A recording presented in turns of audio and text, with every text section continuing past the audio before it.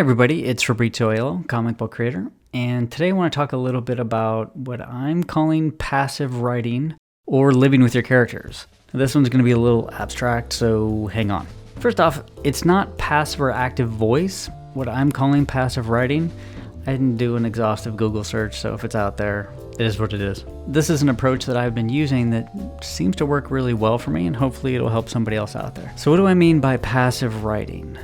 Whenever you sit down to write, so like the difference between active and passive to me is, okay, I have to write 1,000 words a day, so I sit down at my computer or with a notepad or something, and I'm going to set the scene. I'm going to figure out where I left off. Okay, they're in the room, they found the bloody knife, and what happens next. So to me, that's active writing. You're setting time aside. You're basically trying to carve out as much as you can, even if it doesn't feel natural and it doesn't flow. You're still going to get your words in, you're still going to get the scene done, and then maybe later on you'll go back and edit it. But for me, passive writing, I think it works for a couple different reasons. And for me in particular, I'm doing the art and the writing for my comic book. So while I'm drawing the comic book, I'm looking at the characters, I'm looking at the scenes, and I can't help but sort of pop my head in and listen to the characters talk. So I might be, spending 8 or 10 hours on a page. That entire time, I'm sort of living in that scene. Now, sure, you can listen to music, you can listen to a podcast, you can think of other things, but it's almost inevitable that as you're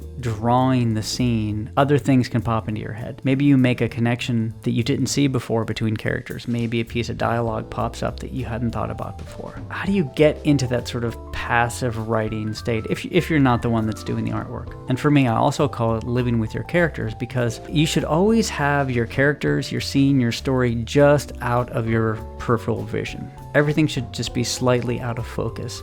That way you can go about your day, whether it's your day job or driving a car or having a conversation. I'm not saying you have to focus on the story 100% of the time, but when you're doing small things, if you keep your characters and the story right outside your peripheral vision, mentally speaking, it's just easier to pop in at any given time. You don't have to sit down. Again, this is where the active writing comes in. You don't have to sit down and say, okay, where was I? All right, they were in the living room. George just said, hey, I found a bloody knife. And so you don't have to set the scene each time.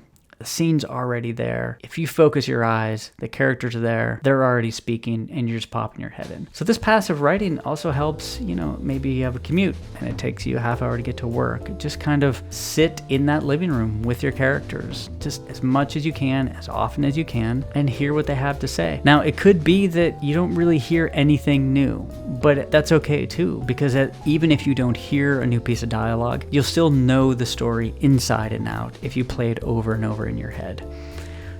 Now, something that can really kind of ruin this passive writing flow is to think too far ahead. If you're doing a comic book or a book, and say you're on issue 1 and you're thinking about issue 6, you're thinking about the characters in issue 6, the setting, the atmosphere, the whole background of maybe a new city. You're really not living in that first issue as much as you could be. And I think you should spend as much time as humanly possible in the moment with an eye towards the future. So yeah, you want to know what's going to happen, and maybe you want to have an idea of some characters and how you can work them into the plot. I think it's far more important to be active in whatever you're working on at any given time.